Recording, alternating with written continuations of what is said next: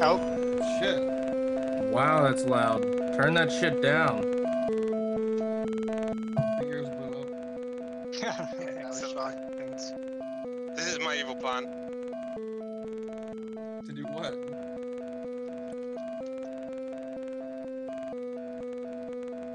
It's not too loud for me anymore.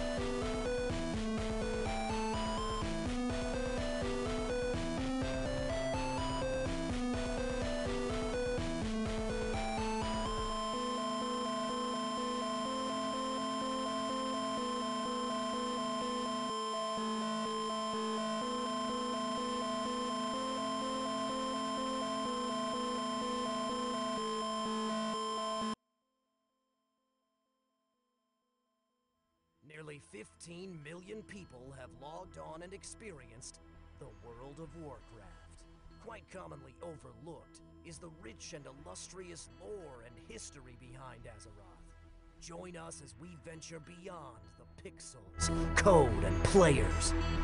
Welcome to the story of Warcraft.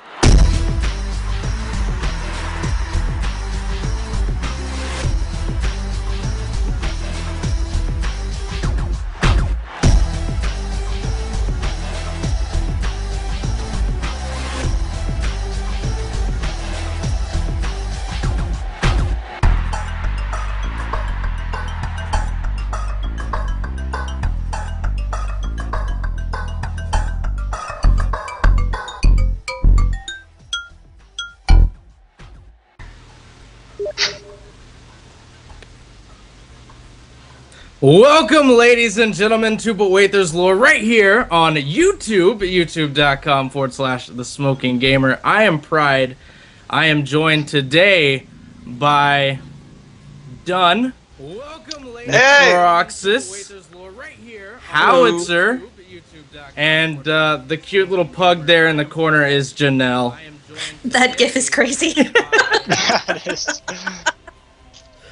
I need to Janelle, stop watching the stream at this point because I keep getting distracted by what I'm doing there and here, and I get confused.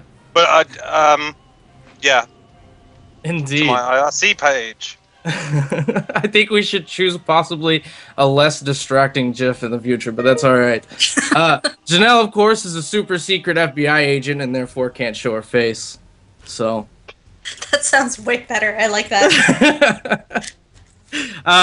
No, so just in case for those that are asking why that is, there is, you know, legal reasons and whatnot, so.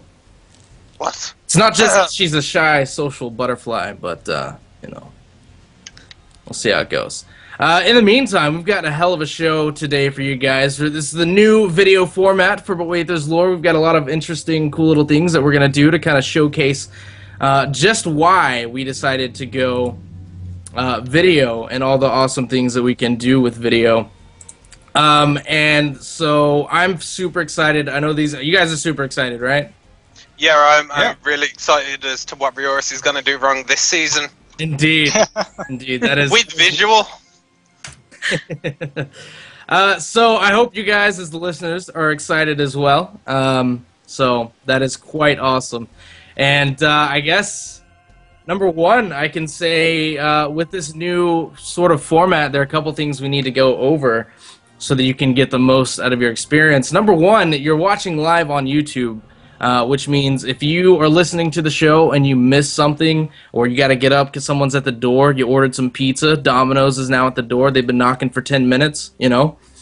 If you got to get up, that's okay because you can actually just wait till right after the show, and then it'll be right there on YouTube all ready to go, and you can rewatch that particular part. So that's something that's awesome about all this. Can they pause the stream? I don't know if you can pause the stream. Let's try. I think you can. I paused Yes, the you can. stream. I unpaused the stream! Oh my god, the powers Wow. of technology! That is really Lock. awesome as well. So there's that. You can always do that as well, I suppose. And also, you do have the comments there on the side. A lot of people are using that sort of as a chat. The unfortunate thing with that is that it doesn't, unless you set it to update automatically, it really doesn't work that well. It also moves like really quickly. Right. And it does move very fast. So if you like the more traditional way, you can head over to www.knightsoflore.com, and there should be a little chat now thing over there. It should say like live chat. Let me refresh. Well, I'm going to stay on this page. Let me go to another page on Knights of Lore and see if that's up. Yeah, so it should say live chat right now there next to the subscribe and the calendar button. And it works the same way it did on Nordistal Radio. All you got to do is type in your name and hit join chat. So there is that. That's, like I said, if you want the more traditional way of chatting with us. We're in both, and we can see both. So go ahead and just choose whichever one you want, I suppose. People are telling me to take off my hat. I think you should take off your hat as well. I think I'm going to leave it on. Yeah. Do it. I like the hat.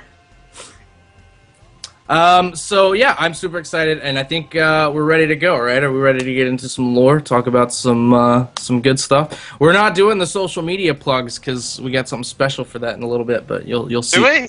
We do. You? We do. Oh wow. We have this little invention called commercials, so they're quite awesome and nifty. Means you don't have to do so much. In the meantime, guys, taking over this, because this is all new and fresh and exciting and whatnot, I want to go ahead and kind of showcase some of the awesome things that we can do. So if my producer will set up the one class, one race, one destiny bit, we can go ahead and do that. I want to go ahead and show this. This is a forum topic that was actually started last year. However, recently, on the forums, it kind of went under the radar, and recently it blew up and went from like 5, replies to 16 pages worth of replies. So, Oh shit, Pride, before you carry on, I just realised my Twitter isn't Church of Dun anymore. oh, it's not. No, I'll tell you at the end of the show, but... Tell us now. Okay. My Twitter now is iDarlic because I love the CM Punk and Daleks. Indeed. Well, we will get that fixed shortly. In the meantime, let's go ahead. This is a thread, like I said, that didn't really start off too quickly. It was created by Vandalia. It was a pretty decent idea. One class, one race, one destiny was about taking one class, right, or one race, and giving it a class exclusively. So no other races could use that particular class, right? So we wanted to try and get our input in on this as well, and it was a perfect opportunity to kind of showcase some of the awesome things that we can do with this new video format. So going through here, and I actually need to get back to the page because I had to use that page in order to see if we could pause the stream. So let me head back over there real quick, and I can go ahead and load that up. Here we go. So the biggest thing is you've got your 11 classes and 11 classes, 13 races, right? I think that's the number. Yes, that's correct. Yep, that was it. So there are 2 races that aren't going to get a class at all, so they don't exist anymore. But Alright. indeed. Yeah, fuck them. So here is our breakdown of how this all went. We're just going to showcase all of them right here from the start. Just so we can go ahead and get that all out there and you can take a look over it. And then we're going to go through and we're going to talk about why we did these particular deals. I guess we'll just go down the line from first to last once that pops up here. I believe mine was first. So I think everyone did this, and we're going to talk a little bit about what we all agreed on and what we didn't agree on and whatnot, but Paladin, and I gave that to the humans for the obvious reason that they were the first Paladins, and they are the best Paladins. Going down that list, I did, I believe... Not looking at the list. I should probably look at the list. Night Elf for Druids. Orcs for Warriors. I believe. No, I did Tauren Warriors. That's right. Tauren for Warriors. I think that, they carry around those big totem sticks and just beat the hell out of people. That seems pretty warrior-ish to me. And then, like I said, Night Elf for Druids. I think that's pretty obvious as well. Cenarius taught the Night Elves how to be Druids and all that good stuff. And for... what's the next? Priest, I did Draenei. They're all about the holy light. They're all about the light and the Naru and all that stuff. So I thought that fit pretty well. Rogue, I gave it to... I don't remember who I gave that to because I still can't see the list. There we go. Yeah, I gave the Rogue to the Goblin. Not really worth defending because I didn't really know who to give Rogue to, so I just gave it to the Goblins. Now then, the Forsaken. I thought the obvious choice there for Warlock was the Forsaken, as they're kind of, agreed in the felt. You actually play a Forsaken Warlock. Oh, well, you did it anyway. On YouTube? I did on YouTube play a Forsaken Warlock for a while. Mages went with the Blood Elves. They are arguably the best race for being a mage and, using magic and whatnot. Gnome went to the DK because gnomes are obviously the most badass race, and so they get the most badass class. The Death Knights. Shaman, I went classic with the Shaman. Gave it to the Orcs. They're kind of the original Shamans, I guess, that we've kind of seen. Pandaren, Monk, obviously, and then I gave the Hunter to the Troll. I think they're very nimble, very, in tune with nature in their own little way, and so there's that. I think Dun is the next one. I am the next one. I also gave Paladins to humans, because why not? The Orcs, I didn't go Shamans with them, I went Warriors, because, like... Garrosh himself, who is a prime example of what Orcs want, as they all voted for him via proxy, he is a warrior, so I went, it's a thing, check Knights of Law for it if you don't know what I'm on about. For the Druids, I agree, Night Elves, Priest Draenei, yeah, I agree with that. For the Rogue, I went Worgen, because Necroxys is a Worgen Rogue in the intro, so that's good enough for me. Yeah, I definitely play both a Worgen and a Rogue. Most definitely. Also, I love how the YouTube chat right now is... First someone was all like, CM Punk sucks! And now a bunch of people are like, no, Punk is the best. And someone's like, no dwarves? No dwarves. No dwarves for me, because dwarves suck. It's not that they suck, I admire their beards, but there's no real class that's iconic to dwarves that isn't taken by someone like I guess you could say dwarf paladins, but humans are more iconic paladins. But with the Warlock, I went Goblin, because their whole toolkit is very much contracts and dirty deals and stuff, and that is, I imagine that fitting in with the Warlocks quite well, because you have contracts and deals with them. Mage Blood Elves, because they are the best around. DK went for the Forsaken, because why not? They're already dead, twice dead. Must be twice as good. Twice as good to me. Shaman, I went Tauren, because, that starting area, Mulgore, just reeks of, Native Americanism, and that's all Shaman-y. The Monk, Panda, because, yeah. And Hunter Troll, because Trolls, and Hunters, and Bow, passives. Hmm. Well, there you go. No, they're sort of like a backwater people in my mind, and still in the hunter-gatherer stage of social development. So the chat is screaming at me that dwarves are hunters. Yeah. Dwarves haven't been hunters since the original World of Warcraft cinematic. Well, if you want dwarves to be hunters, then you're gonna like this next one, because this is Janelle. Yeah, I of course picked paladins or humans, because I played a human paladin for ever and ever. That one was the easiest. Then I picked Worgen for warriors, because they have that whole rage issue, and warriors have a rage bar, so that just went hand in hand for me. The Night Elves or Druids, that one was extremely self-explanatory. Tauren, I don't ever understand why they're druids. Priests with... What? Oh, when you said Tauren, then I was like, "That. Why are you reading the list out of order? But you haven't picked Tauren for anything, so ignore me." I didn't know. They were one of the ones who didn't end up on my list. Priests for Draenei, because of the whole Naru and the light thing, and I like paladins for humans better. Orcs and rogues. I've just always enjoyed orcs being rogues, especially how they were... What was her name who killed... Yorona. Yeah, her. Thank you. Especially her. So that's why I picked that one. Blood Elves with Warlocks because of the whole Sunwell corruption, feeding off of demonic energy, that whole thing. We don't do that anymore. I don't care. It still fits. Still a thing.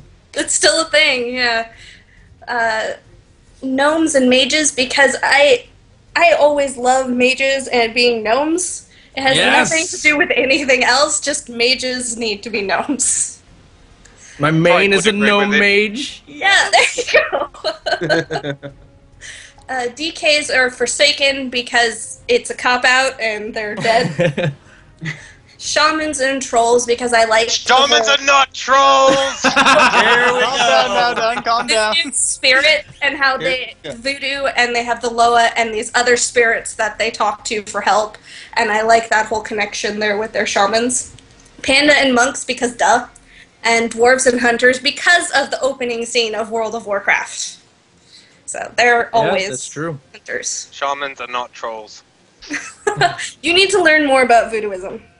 Indeed. Voodooism yeah, was done. a miscreation Learn something, Where's done. your degree in to voodoo? demonize the religion of the Caribbean. No, voodooism was created to harmonize between the island religions and Catholicism. It's not a real thing.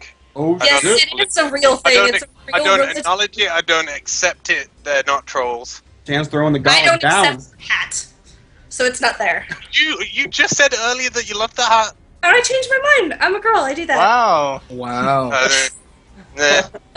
Nah. You pressed the wrong button.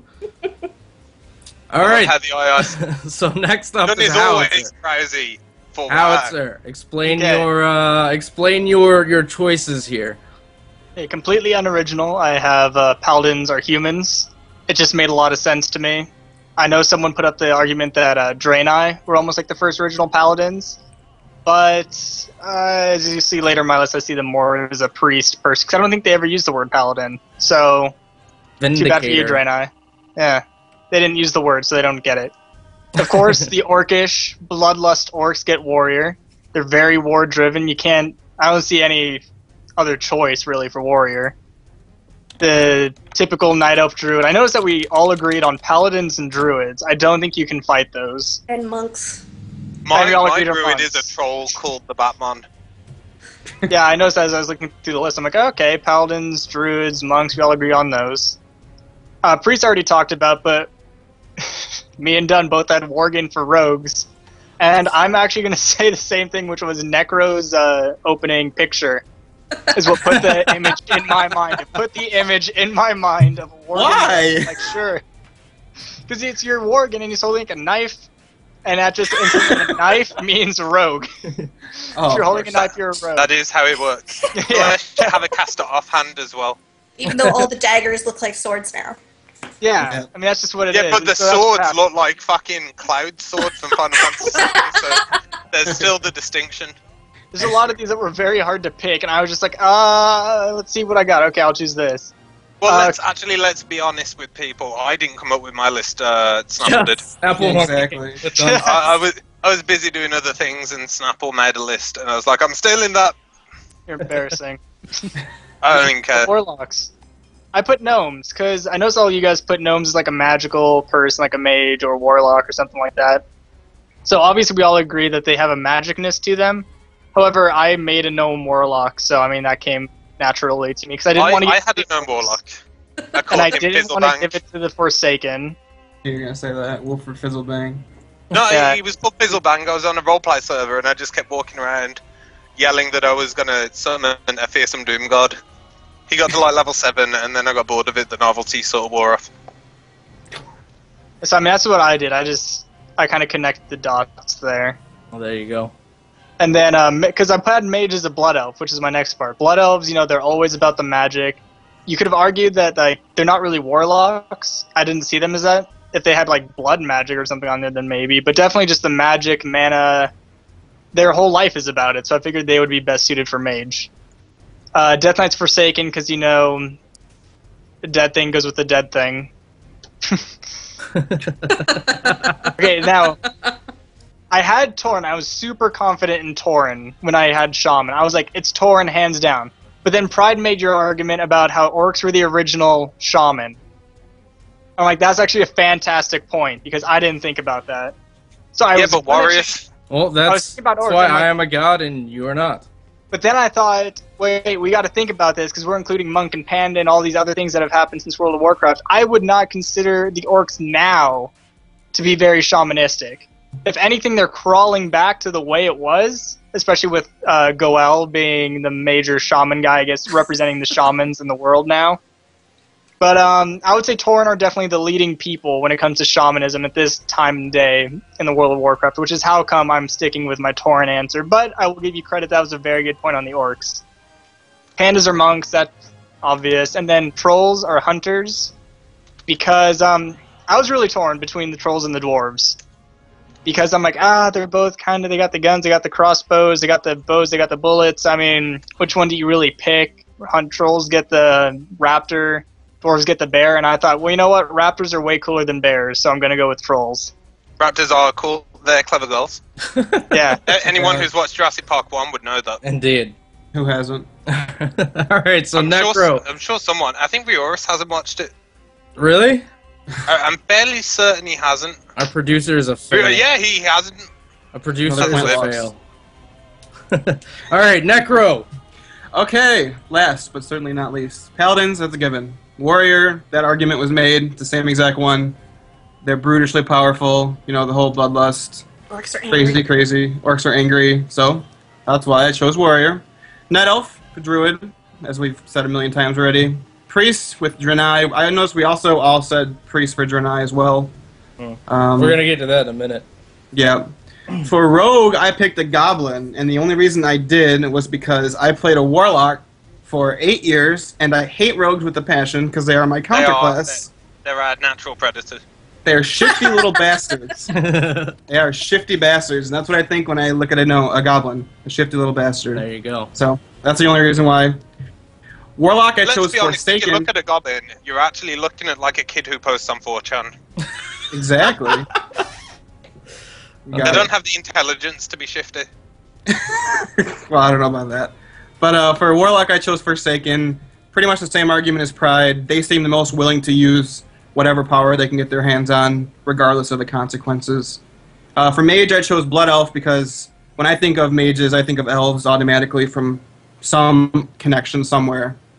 For Death Knights, I chose Worgen, and the only reason I did that was because in my initial list, I didn't even include Death Knights, because I copped out, and I said, well, any race can be a Death Knight. And I was told, well, I had to pick one, so I chose Worgen. I don't remember, my bullshit argument was like, well, Arugel eventually died because of the Lich King. Became that a ghost. Your argument. No, your Arugel argument was Arugel, Worgen a Death Knight because I'm Lich King. connecting it to the Lich King. Arugel died. Hold on. I love the way that you're saying Arugel. Like, shh, quiet, shh, don't. I know you're gonna say that. He died, became a ghost, and then served the Lich King. And that's why I chose Worgen.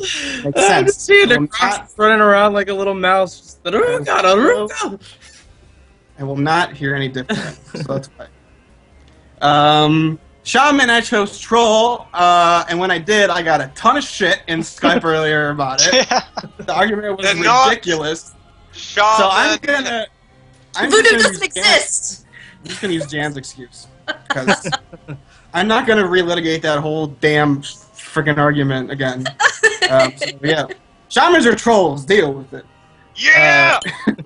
This is like when we convinced you that, the Draenei were the fault for everything that's gone wrong ever. No, I just and the orcs are a democracy. To us, that means victory. We take it where we can. God. Finally, for Tauren, I don't know who said it, but they made the connection to Native American Who was that made that point? Was that Jan? me. Or you? That was done. See, That was me. I thought the same thing, but instead of looking at it from a shamanism point of view, I thought, oh, well, the Tauren, before they settled down, used to be nomads, and people like that were pretty big in hunting, and you had to hunt a lot. And that's why, in my mind, I connected those two. I mean, it's not the best argument, but that's... I can at least accept that. Can Tauren be why- hunters? Yes. They can, I believe. I'm pretty sure. No? Yes? Well, that's what I picked, so screw it.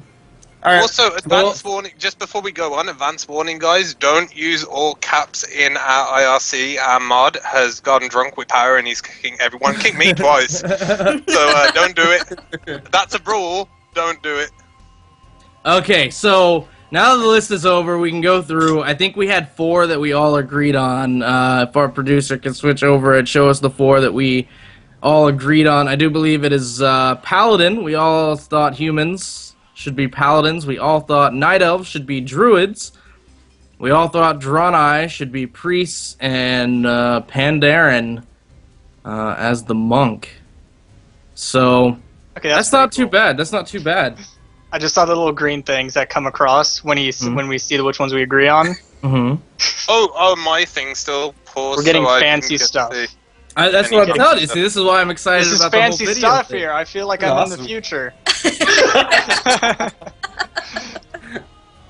So there's that. But let's go ahead and I guess bring it back to our lovely faces, because that'd be pretty awesome. In the meantime, though, we got a whole lot more show to do today, guys. And fortunately, see, we're not on Nordical Radio or Warcraft Radio or anything like that anymore. So if we go over, that's okay.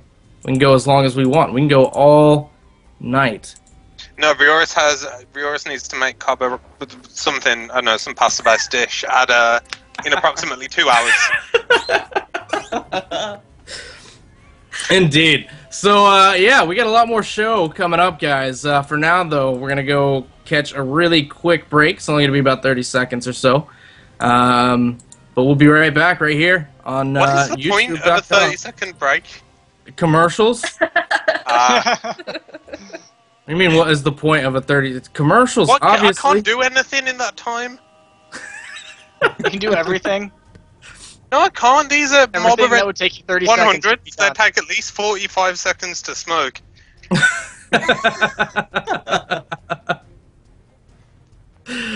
Alright, we'll be back, guys, right here on Wait This Lore on youtube.com/thesmokinggamer. Want to stay up to date with all the latest happenings around the Smoking Gamer and its crew? Well, be sure to follow us on our various social media platforms, including Facebook at facebook.com/tsgamer, twitter.com/pride1g, or simply @pride1g. You can also check us out on Anook at anook.com/page/tsgamer. And of course, you can always come and join the fun over at www.knightsoflore.com. To leave a comment. Oh, this is what the 30-second thing is. What? It's the plugs. Oh. So, Oh, well, there we go. Welcome back to Wait This Lore here on Nordical Radio. Wow, I'm so used to Nordical Radio. Welcome back to Wait This Lore on youtube.com/The Smoking Gamer. I'm Pride, once again joined by Janelle, Howitzer, Necroxus, and Dunn. And of course, Illidan there, looking at you, staring at you, there in the little corner. I want to go ahead and let's see, what are some of the things we got to talk about today? I think we decided to do this, although I don't know if Dunn is still going to do it or not, but Dawn of the Aspects. no, we're doing that next week. Why are we doing that next week? Because I just feel like it made more sense to have all the Dota action in one. Well, see, that's what I wanted to use this week as like a primer to get them excited about next week. Let's be honest, it's a Richard A. Knack book. No one's going to get excited. Gosh. I respect Richard Knack and all. Are you sure? the Because I don't. things that Raptor Army. Okay, but I've sat down and had conversations with Knack, and I'm sure he's a lovely guy, but like Raptor Army and He uses Time too many travel. words for the So color really red. what's happened is now Knack is never going to come on our show again. That's Dumb's fault. I will. He did bring us Broxigar, so I'm okay with that. Oh god. That's But true. he How killed can him you hate off at He's the dry- end. Good. Like I should be. We don't know he's dead. Yeah. That Yeah, is we true. do. We don't know he's dead. He's He's dead. gonna live. He's dead. And then him and Sylvanas will live happily ever after. Okay. Well, before then, I did get some news from one of our listeners, who I guess is listening in the southern United States. But apparently, Alabama, Tennessee, and Kentucky areas are having some wicked weather. So if you're listening from that area, be sure to be safe out there with all the tornadic activity. Being from Oklahoma, or living in Oklahoma, I can't feel all that bad for you.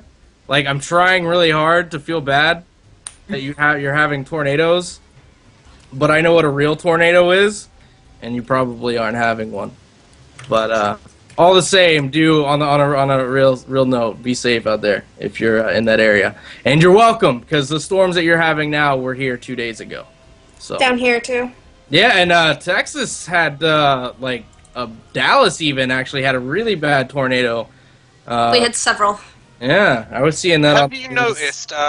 Like this is a true thing that statistically, countries that drive on the wrong side of the road, like yourselves, have more like tornadoes than countries that drive on the right side of the road, like us. Yeah, because that totally has to It was correlate so with correlated, driving. Dunn. It's amazing. Yeah. We've had like a tornado in like 20 years. So you're saying and if it we switch to the totally correct is. side? Yeah. So yeah, if you Right, start switch to driving on the correct left-hand side of the road, no more tornadoes. True No facts. more storm. Do we get storms still, or do those gone? Oh, too? mostly gone. You'll get the occasional lightning storm. Okay. We should let the president know that this might be a thing. I'll get him on the phone right now. Alabama. Okay, no, Also, listen, tell him to get rid of the penny, Hold on, because it costs listen. more than a penny to make. Listen, all right. Well, I just did some Googling to find this out. That there is really no correlation because There's not. there's because the top 3 countries that get hit by tornadoes are the United States, number 1, Argentina, number 2, and Bangladesh, for some reason, Damn. also gets tornadoes. So, yeah. And Bangladesh, they don't even have roads. So, Well, that teaches them. That's the problem. They need to build roads and then drive on the left. That's the correlation right there. if you're tuning in from Bangladesh, I apologize. I like how in the YouTube chat someone's like, "Done. The England has lots of tornadoes. I'm just letting everyone know. I have been known to occasionally stretch the truth." Oh, that's what it It's is. still a democracy. Real talk. You guys over there in the South, Alabama, Tennessee, Kentucky, be safe. Oh, I finally got the green lines on this. Done. You must have had it. Dude, How far behind are you? You paused it, and you're I think just now it getting up paused for there. like 5 Just minutes. refresh it. Yeah, just refresh it, and it'll catch back up. Shut up. Also, if you do that and you want to catch back up to live, you can just click on the live button, Done, and it'll like bring. Just letting you know that. I don't understand or like all this new technology. It frightens me. The future is scary. Indeed. It is. All right, so then what we'll do is we'll jump to Necroxus over here. He wanted to talk a little bit about 5.3, the PTR, and all the stuff that's going on over there. So, Necro, if you want to jump us off, man, what do you got? And while All it right. does that, going out the window. Go for it. So, considering I'm, besides Jan's here now, we're like one of the only 2 people that are still actively playing the game, I think. Snatch. Don't give away our secrets. I'm unemployed. Well, I can't it's a help it. punishment. It's a punishment. Secret. Alright, well, anyway, I've been on the PTR lately, which, if you follow my YouTube, you'd see all the millions of things I'm doing on there. What is But, your YouTube, Necro? My YouTube is www.youtube.com/Necroxus, just like it's spelled with the Z at the end. Necroxus Z. So yeah, I've pretty much done all the 5.3 story and everything you could do so far, and it's already up. Is that Horde and Alliance? Yes, I did the Horde and the Alliance storylines. Everyone can go and watch it if they didn't want to do it. Okay, that's cool. Yeah, I mean, and that's a great segue, because if you're Alliance, you're not going to want to do your storyline, because it's terrible. Basically, the entire storyline for the Horde, it's actually really, really epic. I don't even play the Horde, and I really enjoyed it. Basically, Vol'jin returns to the Echo Isles, finally, and he teams up with Chen's there, because obviously he helped build Orgrimmar, so he's kind of pissed at what Garrosh is doing. So we got Vol'jin, Chen, Thrall shows up, of course. Bane gets a little cameo. And they're all talking about how they need to take out Garrosh. And while they're doing that, they're doing this in Sen'jin Village. And Garrosh sends the Kor'kron to attack. And you, as the Horde, you defend against a Kor'kron assault on Sen'jin Village with the 3 heroes. And after you do that, Vol'jin's basically like empowered by the victory and says, well, let's go take Razor Hill, because Garrosh has been fortifying it in preparation of invading the Echo Isles again, which Thrall had liberated in 5.1, I believe. That's no, he didn't. Me and Howie did it. Thrall did fuck all. So, yeah, basically you go and do that. Before you actually go to Razor Hill, Thrall has his whole monologue about Horde spilling Horde blood, and it's so terrible, and there's got to be some people in Orgrimmar who dislike Garrosh's rule, but they can't escape because Garrosh has been locking down Orgrimmar like crazy. If you go there, you see the what's the troll district called? The Valley of Spirits, I think, in Orgrimmar. I think so. That whole area is completely locked down. None of the profession trainers will teach you anything. The innkeeper's the only thing that works. The bank doesn't even work. So awesome. he's locked that place down tight. And there's, I mean, even going a little bit darker, outside of Orgrimmar, there are trolls who are just being executed by the Kor'kron. There's bodies all over the place. So Garrosh is really ramping up his destruction from the Horde within. So, you know, we're gonna go and attack Razor Hill and liberate it. And if you do that, Thrall, he says all this, then he leaves because he's gonna go try to find Saurfang in Orgrimmar. Saurfang and Eitrig, I believe those are the only 2 he names, and other people who sympathize with the rebellion. So while he goes and does that, you join Vol'jin and Chen and you liberate Razor Hill. And after that's done, that's kind of like the new base for the rebellion. And this is when I talk about the Alliance's storyline, this is when the 2 storylines connect timeline-wise. This is when they both combine. Because then after this, Vol'jin basically says, we need resources, and both the Horde and the Alliance and the Rebellion have been trying to move supplies through the Barrens. So in 5.3, if you go to the Barrens, there's tons of new stuff. It's all phased for level 90 characters. There are towers everywhere. There are Kor'kron commanders all over the place. The Rebellion's fighting them. The Alliance is fighting them. Basically, Vol'jin sends you to kill these guys and get these resources for the Rebellion if you're the Horde. That's basically all of the storyline. And once you complete that, at the very, very end, Bane shows up. And he's like, yo, I'm down with this Rebellion, but I can't join fully yet because I have a lot of my people still in Orgrimmar. And once they're out, I will totally be with you guys. And I will offer Thunderbluff as the staging point for the Horde to get into Orgrimmar. So they basically confirm that the Horde is going to be taking, I would assume, taking a Zeppelin into Orgrimmar from Thunderbluff. And that's how it ends for the Horde. For the Alliance's side of things, you are sent by Lore Walker Cho. Oh, by the way, when it first starts, the storyline actually begins with Lore Walker Cho, and you have to do these 2 scenarios. One involves Moira and the dwarves, and that's the Alliance one. The other one involves the goblins, and that's the Horde one, and they're digging in the Vale, the Eternal Blossoms. And the goblin one is very important because they find something in there. They find this big Titan chamber, and there's this big chest that's chained up everywhere, and there's these Mogu statues all over the place, and we find out that it's the heart of Y'Siraj, the old dead god, or the dead old god, whatever. So that scenario ends with Malkarok, who is the leader of the Kor'kron, coming in and basically saying, this is now under our control. And this is the scenario where he treats the Bilgewater goblins badly, and they basically say, well now we're leaving. That's the basic implication of that scenario. The Bilgewater goblins are now out of the Horde as well. So for the Alliance, after you do these 2, you're sent to go meet Amber Kiernan, if you're an Alliance player, you know who she is. Agent Kiernan. Yes, she is actually like one of my favorite characters, even though she doesn't get a lot of screen time. She's a sniper. She's in Westfall. I believe she has 1 or 2 quests there.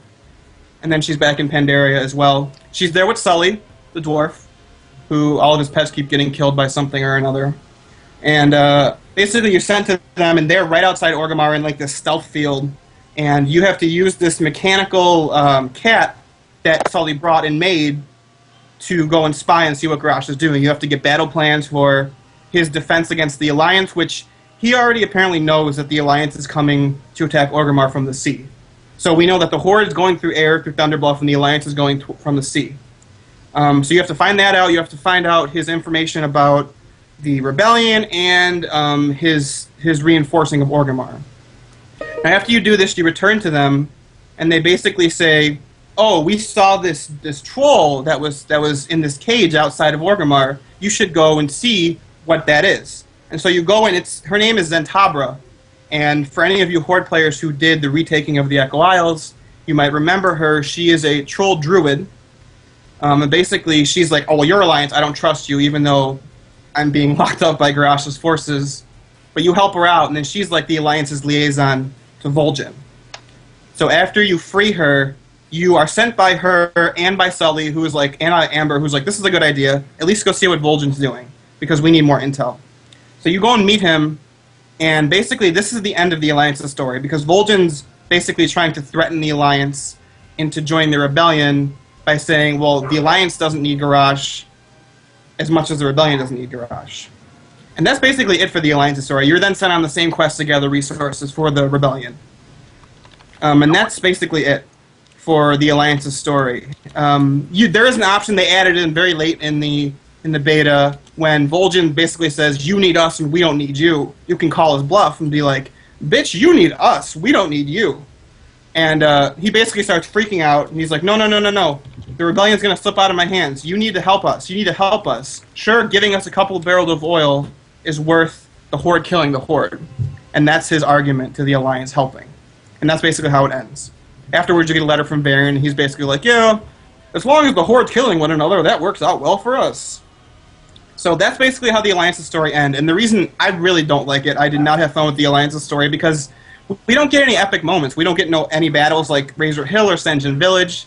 Our big moment in the patch is using a mechanical cat to spy on the Horde outside of Orgrimmar. That's it, and then it's done. Okay, real talk. Was anyone else distracted by Janelle's cat? Yes. Because I am.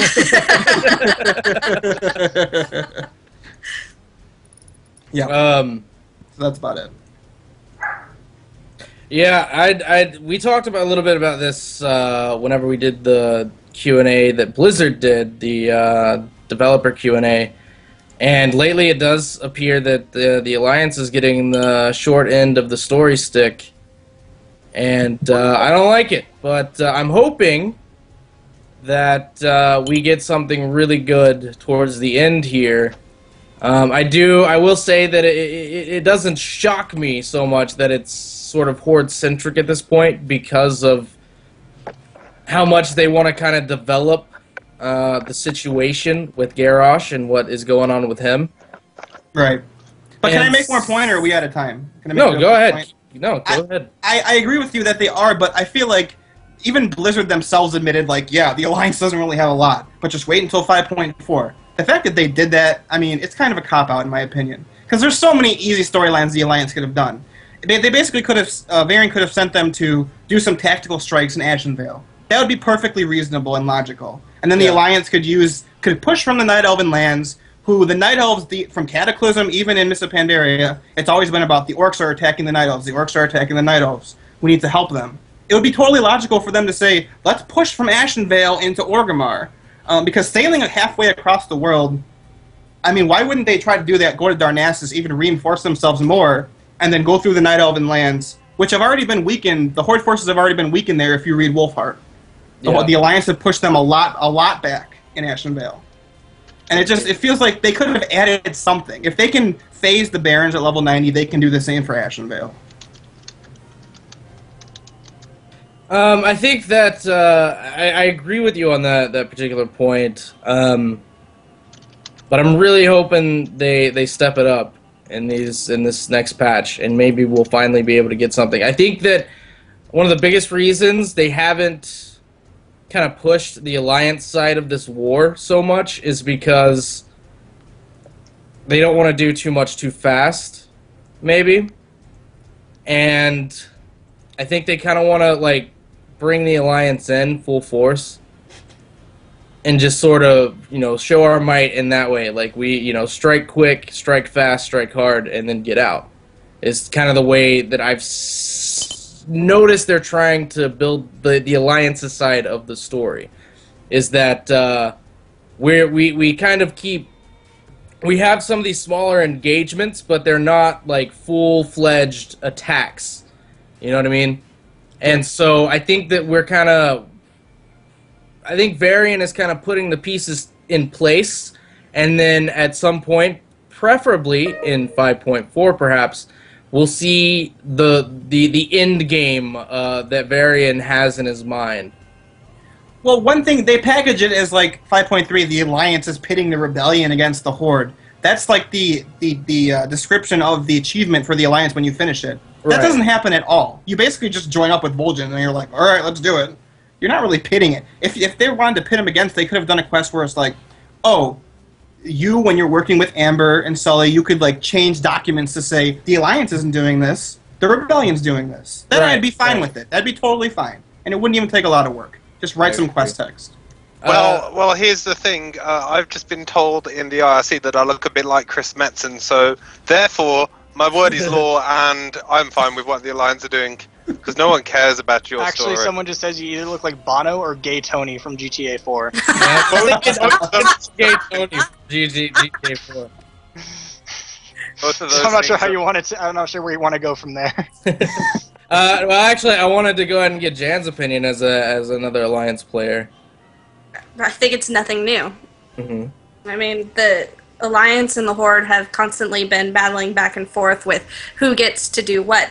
Towards the beginning of Pandaria, I mean, the Alliance, while their storyline wasn't necessarily better, they were definitely kicking Horde ass. Oh yeah. And then the next pack, I'm not I don't too sure agree. about that. It was It's neutral on both sides. I'll give you Dalaran, but not at the beginning of this Pandaria. Well, you'll also give a stoner to Ashen Vale and some They'll other. never No show one up, but we cares should about get those it. places. Let's be honest. When's the last time Well, you obviously the Horde cares about those places, considering they've been there for 14 years. I know, so that means I shouldn't can have already see why been you all think mined that. out and stuff. but clearly it We've was been in Ashenvale for so long. I mean, how many trees are really should be left lore-wise? Well, the Night Elves are planting more as the Horde are cutting them down and leaving them to rot. That's a Horde quest I actually just did leveling it all. They're like just spitting on the ashes. They're cutting trees down and just leaving them there to rot. Good. So when you guys take it back, there won't be anything to take back. Except for the fact that we have, druids who can speed up the process of trees. We'll salt the earth as well, And so scenarios. grow. Yeah. Yeah, Cenarius can rebuild forest in like the snap of his finger. there you go. He does that in the Which in Warcraft kind of 3. brings me to the You can't question. do that You know what would fast. be amazing? You know what would be some like amazing revenge? Cenarius is like the Horde wants trees, and then goes to Orgrimmar, snaps his finger, and Orgrimmar is now a fucking forest. Yeah, how come you That can't would do be that? poetic justice. How come you can't do that, Druids? How come when we ask for trees, you could be like, here's a couple trees. You have Druids and Cenarius to give us trees? Because the Cenarian Circle is a neutral organization, they're not going to take a side. The Night Elves were trading with the Horde. If they gave us trees, then there wouldn't They be a were. war, so there wouldn't be a side to pick. There were. The war And is all about trees. Twilight's Hammer ruined it, and then around that time, Garrosh took over, and he's like, "Fuck trading, we're just gonna invade." And he sends Yeah, the whole 'cause you army have, like, into three Ashenvale. trading, trees, you're like, every like, couple no. months. Yeah. No more trees for you. That's my night elf. No, No. It's their land. Why are they obligated to give you anything? because otherwise we come Then we're and gonna take take it. it. And take more. No, Then otherwise this- you came and tried to take it, and then the Alliance pushed you back. Right. No one likes Wolfheart. So yeah, that I guess Jan is saying that nothing new. Anything to add there? no, just it's going to keep going like this. The next patch, maybe the Alliance will have a good footing in the story, and maybe they won't. And it's Blizzard's going to do whatever they want. They don't ever seem to concentrate on both sides at the same time. Just Look, the Horde. I'm trying to fight the good fight for the Alliance. All right, I can only do so much. So I guess I guess I should ask because I'm a nice guy. But what is the two Horde players? The two red banners Yeah, the two. What do we think? What? that I what do also we just think about what? noticed.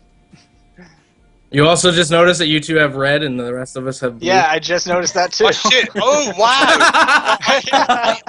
I noticed that mine was red and yours, Pride, yours was blue earlier, and I was like, oh well, we're different people, so different colours maybe. But I've now gone on to notice that Howie's is also red. So I see what you did there, clever man. What do I think about what? I was distracted by the cat. What do we think We're about talking about in regards to 5 point Necro's being or updated, 5.0. Necro's complaint about us not being updated and us being like out of Ashenvale and Stonard and all those places. No one cares about those places. I think it's good that the good faction gets the good story. That seems like good sense to me. Well, yeah. I love how we can always look at the bigger picture here on But Wait, There's Lore. And I don't care. People are going to get mad at me in comments when they watch this back later anyway. So They're gonna get mad at you, but watch me say the exact same thing and they won't be mad. yeah. well, they Who say could you be have mad to at that work mustache? with the Let's IRC. be Yeah. honest here. Who could You're possibly gonna see it have evolve. a mustache? It's just gonna evolve as these shows go on. Indeed. Until you get the evil twirly bits. Yes, and I'll go, yeah, Horde superiority. Indeed. All right. Well, we I guess this is gonna be it for that. We're gonna go on break. We'll be back right here on Boy This Lore on YouTube.com/The Smoking Gamer. Then we have some awesome stuff to show you guys. Once again, kind of displaying a little bit what we can do with this new video format. So we'll be back right That's here science technology. Ooh. Here. in just a few moments. Riors, take us out.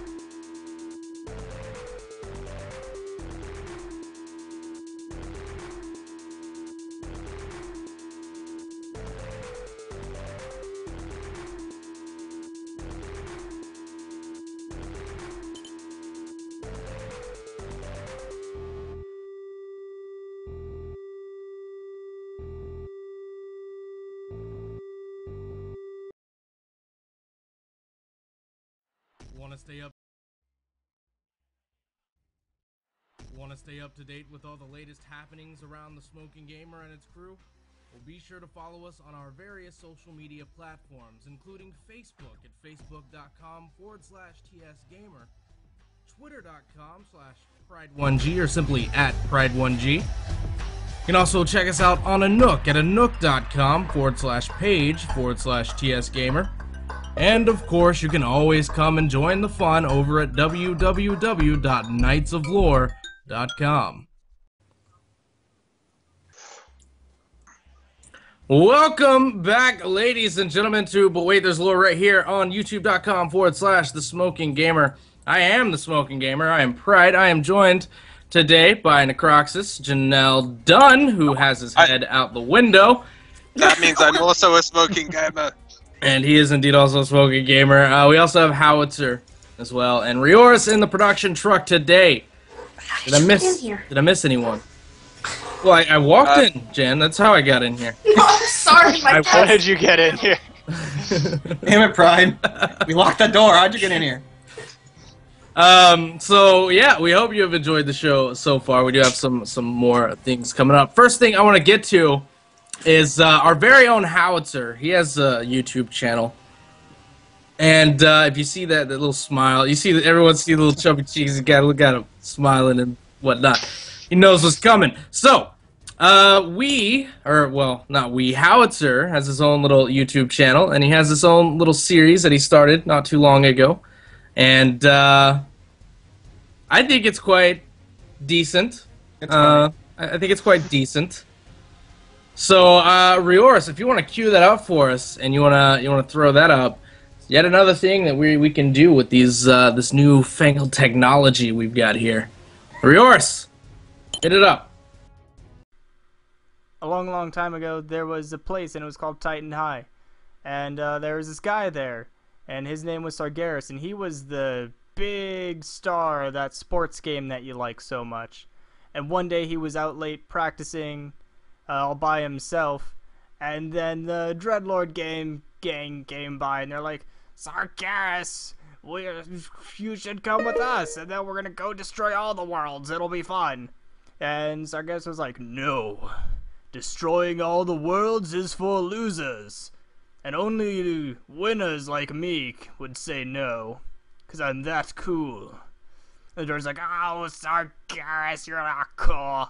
You're so lame. And then Sargeras ended up going home because he didn't want to hang out with the Dreadlord gang. And he went to his mom and he's like, Mom, the Dreadlord said I wasn't cool. Is that true? And Mom's like, oh, Sargeras, you know, I've seen a lot of those boys, and I've seen those Dreadlord gangs, and you're just the coolest. You're the coolest kid on campus. And, everyone knows, even Sargeras knew, that when your mom says you're the coolest of the cool kids on campus, you're not really the coolest of the cool kids on campus. And Sargeras knew that. So, the next day, Sargeras went to school and he's like, I have to become cooler. So then he had to find where the Dreadlord gang was, and so he went to the Twisting Nether detention area of the school. And that's where he's like, Dreadlords, I have come to destroy all the worlds with you.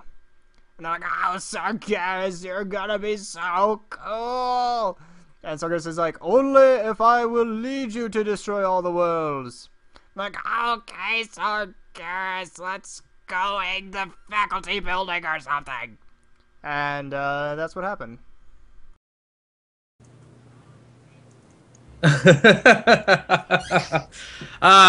You guys will have to let us know if you want to see more of that. I think Howitzer's got a couple more episodes there on his YouTube channel, youtube.com/TheRealHowitzer. Be sure to check them out. This is the first one that had like illustrations and whatnot, though. So yeah, thanks to Theramore actually, because I have one, which is the first one I did, which is about the I forget what I even did it about now. The Kill Jaden deceiving the orcs. And that one I did without MS Paint. It was just me typing things in with subtitles. And then I showed that to Theramore, and then Theramore offered his services to do the Paint add-ons. And I was like, okay. and he got it whipped Tell up us for a me bit when I gave more him this about that, audio. because there's a story about that. There's a story behind that. The quality that he art that he that he wanted. So I sent him the audio for this video, and he gets it. And he's like, "Okay, do you want me to do like really nice, almost WoW animations for this, or you want me to do like really, really shitty MS Paint stuff?" I'm like, "Oh, really, really shitty MS Paint stuff. If you could, that would be the best." And so he's doing that. He's like, "Okay," and then he's doing that, and then he's like, "Okay, for Sargeras, I can't draw muscles very well." And I'm like, "Oh, well, what did you do?" He's like, "I just kind of drew fat blobs and wrote muscles all over it." I'm like, "That's perfect. That's exactly what I want." So basically, I just told him, the worse it looks, the more happy I'm going to be with it. Indeed. So, again, you'll have to let us know if you want to see more of that, and if you do, then we'll show them. What is that puppy numbing on? A finger. Someone's finger. Oh, it is a thumb. Oh, yeah. okay. What did you think it was, Done? Like a really big straw? Well then. So yeah, I think it's quite awesome, and I hope that you and Theramore get together and make some more, because I thought it was great. Howitzer retcons the lore. Another thing, we've got another little bit of something we can do here, and this is something we want to bring into several of the episodes. We may make this a staple. We haven't decided yet, but we spent a good hour arguing and voting and re-voting, and then Florida cheated on their vote, so we had to do a re-vote in Florida. So we spent a good amount of time doing this, and so we hope you like it. We hope you like the idea and whatnot. But go ahead, Rioris, let's set ourselves up here for the top 10 most destructive events in the history of Azeroth. Starting out, like I said, this is what it's consensus based. So basically, we all came up with a giant list of the most destructive events in Azeroth. And then we did this whole voting thing with a point system, very, NCAA, right? Everyone kind of got a vote and assigned a number, and then that number was calculated, ran it through a supercomputer at Google, and they sent us back the results. And so these are the results that they sent back to us. Let me go ahead and take a look here. Number 10 in the top 10 most destructive events in the history of Azeroth. Number 10, Howitzer, what is it? If you know what it is. I'm giving a little bit of dramatic suspense here. Indeed. Dramatic suspense while I quickly find the top 10 list. I'll tell you Is what. it on the thing? It's Angrathor, The Wrathgate. Wrathgate. The Wrathgate. I just now looked at the stream and I see that it's up there. I'm like, I don't know if it's number 10. I should have figured it out because I only have 2. But yeah, the Wrathgate. So, we already talked about the voting process, but I'm going to give you a little backstory here. When we voted for this, I gave it the score of fuck that. But I'm going to talk about it anyway, and I'll give the pros as to why it's on this list.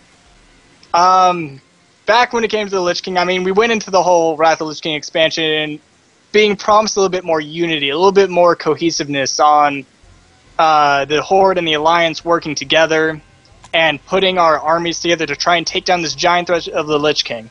It was all going fine. We're all we're not really helping each other out, but we're all on the opposite sides of the Wrathgate, preparing to help each other take it down. And then something bad happens, and I'm not going to say it's the Horde's fault. I'm not going to say that because it wasn't. It was a random rebel of neutral descent. Right. Yeah. And basically, they using definitely plague. wasn't responsible. Thrall was Right. not responsible. But basically, No, the actually, plague was sorry, used. he prefers Goel. The plague was used, and it killed the entirety of the Alliance and Horde armies at the Wrathgate. And of course, that brought a lot of basically the Alliance thought it was a Horde faction. The Horde didn't really consider it their fault, but they also didn't like the angry vibes they were getting from the Alliance and the blame that they were getting from the Alliance. So then it caused this giant friction that just destroyed not only two of the cohesion of the Horde and the Alliance, but also killed off Bolvar, who was, my point, even as a Horde guy, Bolvar was badass. He was the best. I really liked that guy, and I was like, okay, there's the one champion of the Alliance that I can stand behind and be like, I like that guy. He died, so there goes that. Then also, of course, Sarfang the Younger got killed. And it was a tough day. Make the connection, do it. It was a tough day for the Horde. Sarfang is related to There we go. Yeah. Poor Broxigar, I'm sure right now he was off in his own world, trying to get away Fighting from demons. Sargeras, fighting the demons, and then he felt this twinge of pain in his heart. He's like, no, what happened? And then he knew. But yeah, that's what happened. I would say it's mainly bad because we lost two of the best champions for both the Horde and the Alliance. We lost an entire army, and it also broke up the cohesiveness that we would have had if we would have achieved that goal together. Indeed. Well, moving on to number 9 on the top 10 most destructive events in the history of Azeroth. Dunn, tell us about number 9, the Nexus Wars. The Nexus Wars. Well, you see, the Blue Peeps, Whitey Dragon. Sorry, I've been watching Yu-Gi-Oh! Abridged a lot. Malagos decided that the humans couldn't do the magics right because they just fuck everything up, which I agree with. Only the elves should do the magics. But Malagos' plan to end this was to kill all of the humans with the magic that they're misusing, so he started redirecting magical ley lines all to the Nexus, and I'm not too sure what his endgame plan with this was, but probably some sort of magical bomb on an even grander scale than we saw at Theramore, with all the magic in the world being pulled to the Nexus, and that triggered Dalaran just floating around, and Dalaran literally got tore from the ground to go to Northrend. All the magical ley lines were screwed up, and we fought some blue dragons and some other things, and I'm not actually considering it. I'm not quite sure how he got this high on the list. Yeah, I was just wondering, how did they get to the second one? Now that I've said what happened, I was like, actually, well, I suppose... I believe it was Dunn who fought so hard for the Nexus Wars to be on the list. Okay, let's be honest, I just wanted Why to did you do say... that? I just wanted to say the Blue Peeps Whitey Dragon. You wanted to say Broxigar. You wanted to bring up Broxigar. What's that got to do with the Nexus Wars? Well then, moving on, number 8. Number 8 on the top 10 most destructive events in Azeroth in history is the betrayal of Deathwing. Now, of course, we all know back about 10,000 years ago, during the War of the Ancients, Deathwing was, one of the 5 aspects. He was a decent guy. However, he started hearing the whispers of the old gods. And so he became a bad guy, kind of crazy a little bit. And he basically convinced all of the other dragons to, get all the dragon aspects to put their power into this disc called the Dragon Soul. And so they all thought, he's a pretty good guy and he's pretty smart and knows what the hell he's doing. So the other dragons played along and went ahead and did that. And then came a big battle between the forces of the Night Elves and Tauren and other races versus the Burning Legion. And the dragon showed up to help, and then out of nowhere, Deathwing comes through and kind of flashes his disc of the Dragon Soul, and it stops every single dragon of every single flight, with the exception of the Black Dragons, as Deathwing himself did not put his power into the disc. And they were all paralyzed, stopped in midair, like someone had pressed the pause button.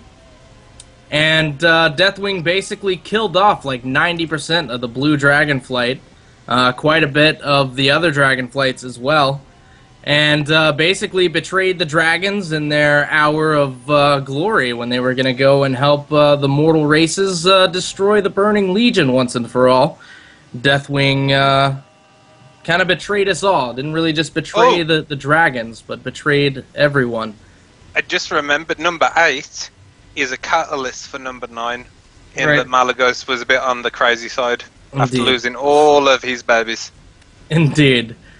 But moving on to number 7, the 7th most destructive event in the history of Azeroth.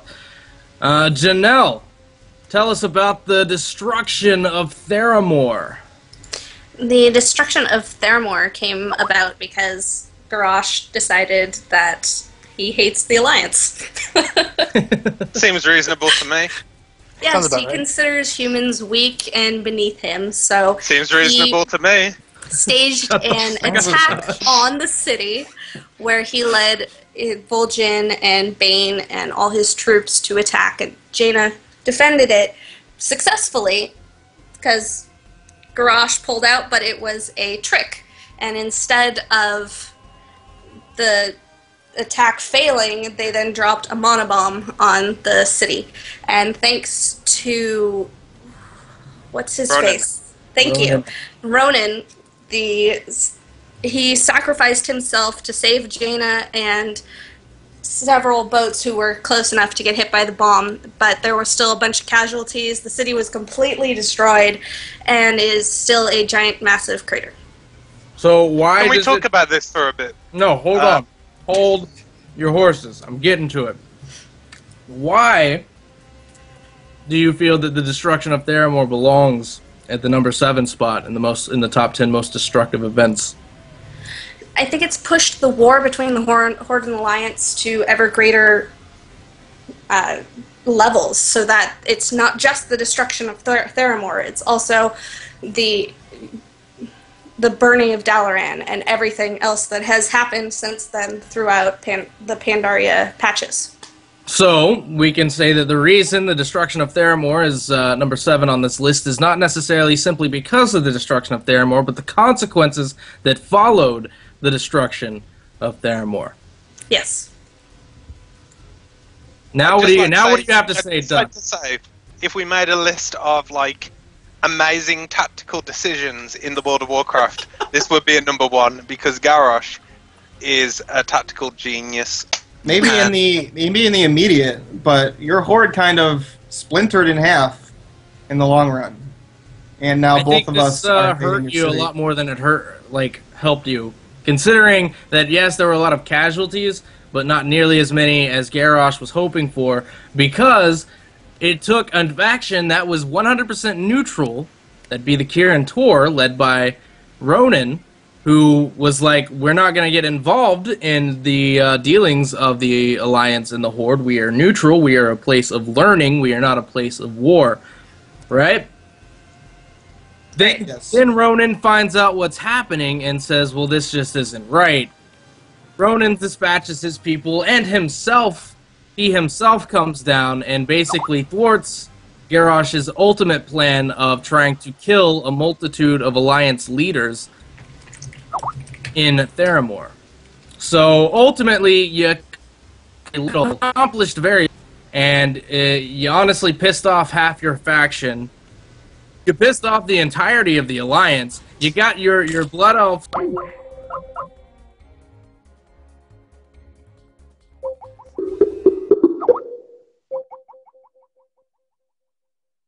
whole ordeal.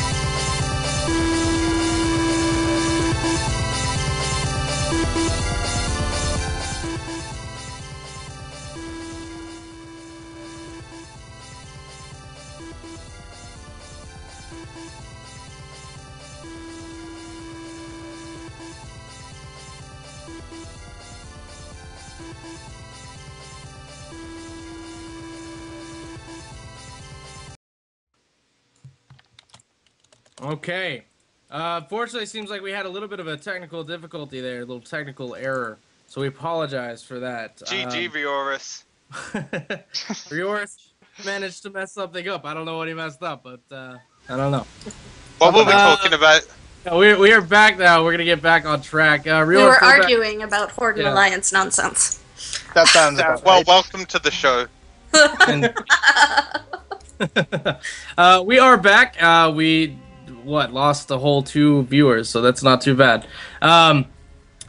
We were talking about the destruction of Theramore. Basically, the end result is that, look, you know, he had a plan, didn't work. Ronan kind of foiled it, didn't accomplish what he wanted to accomplish, and in the end, came back, bit him in the ass, and now he has most of his faction, most of the people following him. You know what I mean? Like, they're not with him. They're not behind him anymore. Not that they really were in the first place, but Yeah, it was more so Bane. now than they were. Yes. Yeah, Bane went and told Fulgen Jaina. and Karen, What? or Bane. Yeah, it was Bane. But also Lorthramar. Although Lorthramar is kind of like trolling Garrosh a little bit. It's kind of funny. Yep. But Tactical genius. That's the point I was trying to make. that brings us to okay. This is where I get a little confused, because both of these came back with a point score of 29. But I think we put number 6 as the Dead Scar. Right. Really? Really? So, Howitzer. I thought it was me. It's done now. Oh yeah, that's right. Done. Bring us in on the Dead Scar and the Fall of Silvermoon.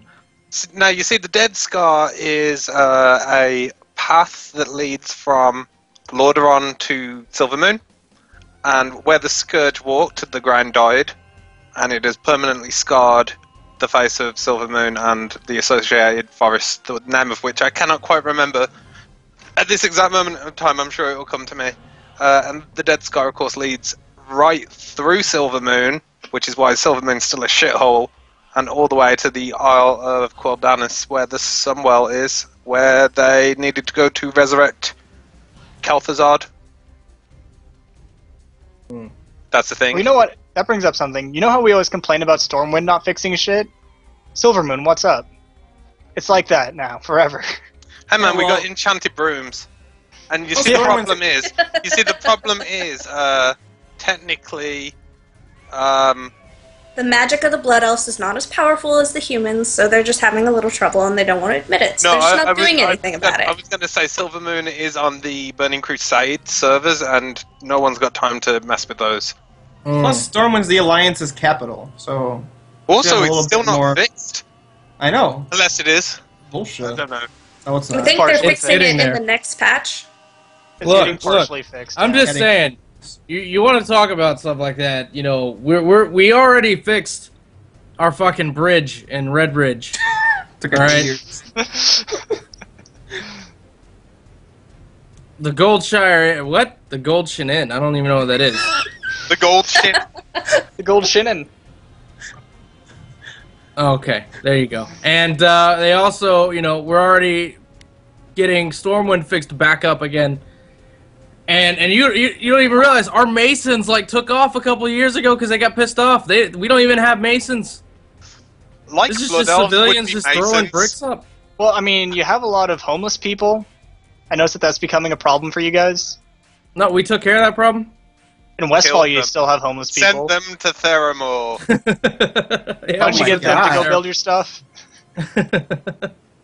But listen, I don't know. I don't know why Silvermoon. I don't know lore-wise why Silvermoon hasn't cleaned that up. Also, the obvious consequence of the fall of Silvermoon is the Alliance didn't come to help because they're jerkholes, and then the Blood Elves joined the Horde.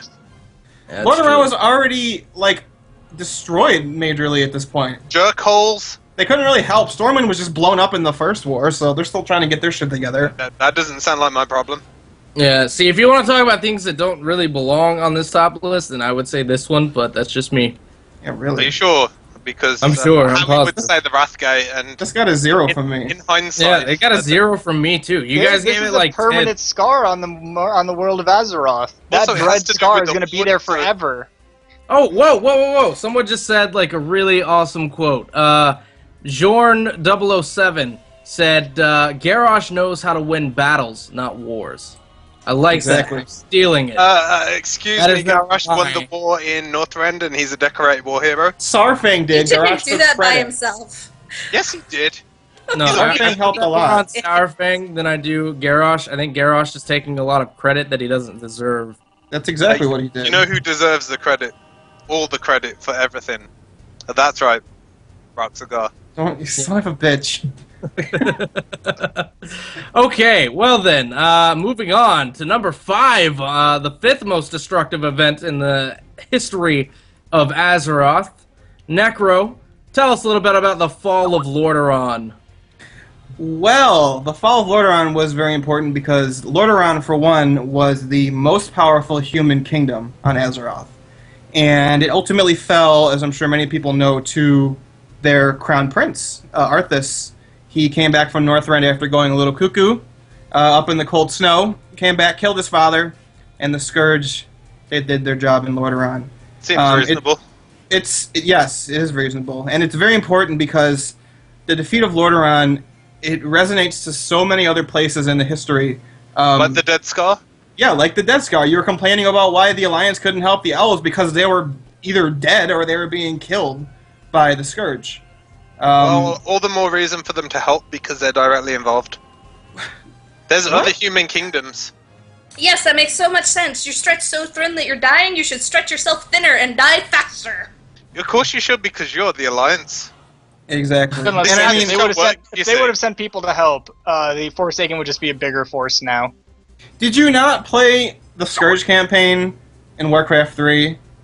Like, it begins with Lordaeron and its humans just being slaughtered left and right. It's not like there was this contingent of forces that were left. All they had was Garithos at the end. And look how that helped. But- How that turned out. I feel like God. between Dunn and Jan, that Jan is going to bust a vein at some point. Like I can see her at her computer right now, just like vein, just popping out of her It's cool. forehead. I feel each time I win with logic, and then he just says something silly. So Well, that's done. Have Right. you not watched this show before? There are like 6 who love me and many more who hate me for exact that reason. And I'm okay with it. Well, I will say that unlike the Dead Scar and the Fall of Silvermoon, in our voting here, that the Fall of Lordaeron got a vote from every single person. So, Yes. I'd also like to point out I suggested the Fall of Lordaeron for the list in the first place, so that is true. That is true. I think that the Fall of Lordaeron deserves to be on this list, because, number one, it's sort of like with Theramore, it's the kind of consequences of it. And all the stuff that's kind of come out of it. I mean, now we have to deal with the Forsaken all the time.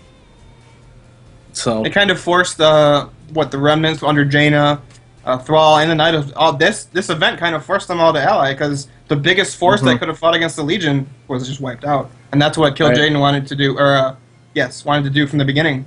Take out Indeed. the humans. Now then, Necroxus just told us about the Fall of Lordaeron, but he also is going to be telling us about number 4 on the most destructive events in the history of Azeroth. Number 4, of course, being the Dark Portal, the opening of the Dark Portal. Right. This one, I think even people who know very, very little about the lore could see why this is so important. I mean, it brings the orcs to Azeroth. seems reasonable. there's so Most many positive thing to repercussions ever from happen. that.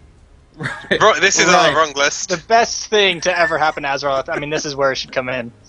I mean, of course, the story of it is, you know, killed Jaden through Gul'dan on Draenor, had him construct that side, and Medivh ended up constructing that side on the Azeroth side, and then they opened it. For a more physical event, it also caused a big chunk of the Swamp of Sorrows to just get tainted, completely tainted, and that's what the Blast Lands is now, the Blasted Lands. It actually used to still be part of the Swamp of Sorrows.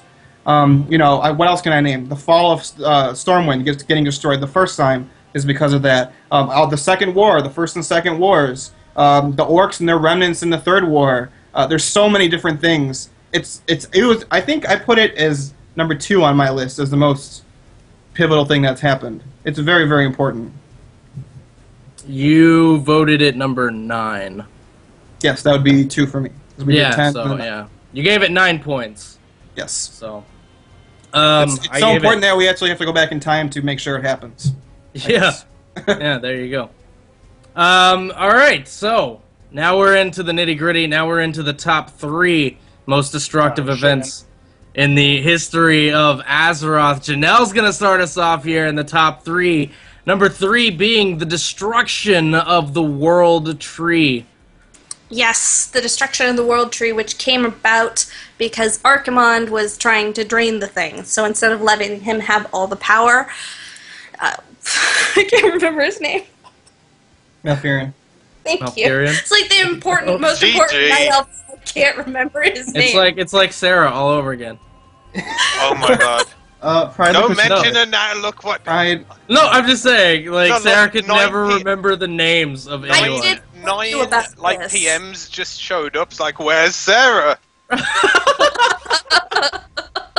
So Malfurion was like, you can't destroy my tree, and he summoned all the wisps from the forest and blew up the World Tree and Archimonde, banishing him from Azeroth, because I don't think he actually died, right? He did, isn't it? It's like I think he's dead. Pokemon died. Oh, yes, yeah. he's dead. That was Okay. a primal force that killed him. I was never quite sure about that myself, but I believe Okay, it. actually, when I said people said, where's Sarah, I was joking, but immediately after that, someone said, Donde está Sarah? Of course.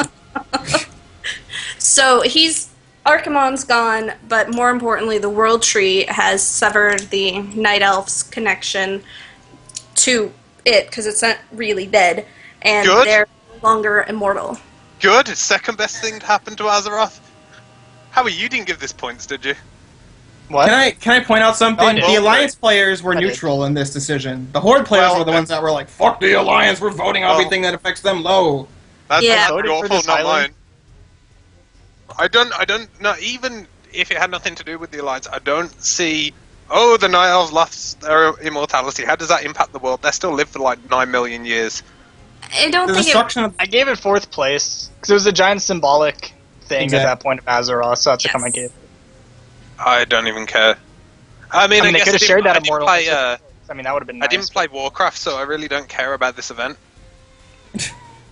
Like Warcraft, the RTS, I never played it, so I don't care. I'm ignoring it. You're trying, but there's a vein throbbing in your forehead. And it also spawned the creation of Teldrassil, which was, I thought that was important. right. But that's I disagree because that's creative. The opposite. This is a positive because Archimonde died because of this, so shouldn't this be on the top 10 most positive events along with the Dark Portal? Yeah, But it also Howie no, knows. most of all of Lordaeron was destroyed. I mean, a good portion of demons remained in Kalimdor. Well, It's Lordaeron not was like- a good thing too, because Because Lordaeron it's was for the the birth of the Forsaken. Forsaken, so I mean, that should also be number 1 on the most positive things to ever happen list. And I believe Okay. after this, also Fandral Staghelm went missing. Oh, Yeah. fuck that guy. I never liked him anyway. Of course not, because he's super powerful and he would just wreck the Horde. No, it's I because he's thought you said fangirl Staghelm, and I was like, what? He popular with the girls. I don't know. You like that crazy part? Okay, Howitzer, did we ever decide which one of us is doing number 1 or which one of it? I want to do number 2. You want to do number 2? I got number 2. Okay. What's number 2? All right. Number 2 Number is the most positive thing that ever happened. Number 2 on the. I don't agree with this. Actually, I do agree with this. The number 2 most destructive event in the history of Azeroth is the Shattering. Oh, I disagree with this entirely, but I'll get into that. Well, I mean, Dan, what? I'm curious. I'm like, Okay. Because the name of the list originally was top 10 most cataclysmic events in the world in Azeroth, and the Shattering is the goddamn cataclysm. How can it not be one? Simple English logic. Okay, language. I'm glad I got your point of view, but now I'm going to continue with what it is. Oh! I'll rate you before I cut you off now. Okay, so the Shattering was when Deathwing has emerged from Deep Home and has basically his eruption into the, I guess you would say the, I don't know what, I forget what the word for it is, the open world. There's some term for it. But as soon as he emerged, it caused all these elementals to come loose. All the seas started changing. There were storms and tornadoes everywhere. The entire atmosphere, the entire weather climate of all of Azeroth has changed forever. Barrens got separated in 2 by a giant lava pit thing. We know that's pretty cool. And basically, it's the most destructive, change-bringing event, other than what's going to come. There's one other event that we're going to talk about later that also did this, but this one then went in many ways. But also the reason I voted for it was because, actually the reason why I'm going to vote for it is the one of the best positive things to ever happen to the world of Azeroth would be because of the new questing levels that happened because of it. Oh. And you know what? That's not lore. Riora's pointing out that Stormwind lost its park. It's Park. It's Park. The fucking park, man. Lost the Park. The Park. Yeah, so, oh yeah, poor Stormwind lost its park. You know, forget about the Barrens being separated by a giant lava hole. You know, Oh, well, the park that's is the gone. Horde. Well, Who the cares about fucking that? desert anyway. No one was there. Loads of people were there. I remember that. Have you never been in Baron's chat? There were millions of people there. Think of all the children that were just there playing in the park, playing with little Sandy, you know, their new Cocker Spaniel, right? Just, you know, petting it and whatnot, playing in the sandbox, right? You got the 2 little kids going over there. They're sitting there talking about the other 2 little kids, and they have like a sandbar fight, right? Think about all those kids who just boom, dead. Good. Think Dead. of all the poor Alliance trolls in scum. Barrens chat who now have to go and only talk to half of Barrens. Think about Manperk's They can only wife. talk to half of Barrens now. Where Which is half she do now? the trolls go to? They don't Where's know the anymore. wife? They honestly, they should have renamed like the North and Southern Barons. Like it should have been Barons Chuck and Barons Norris.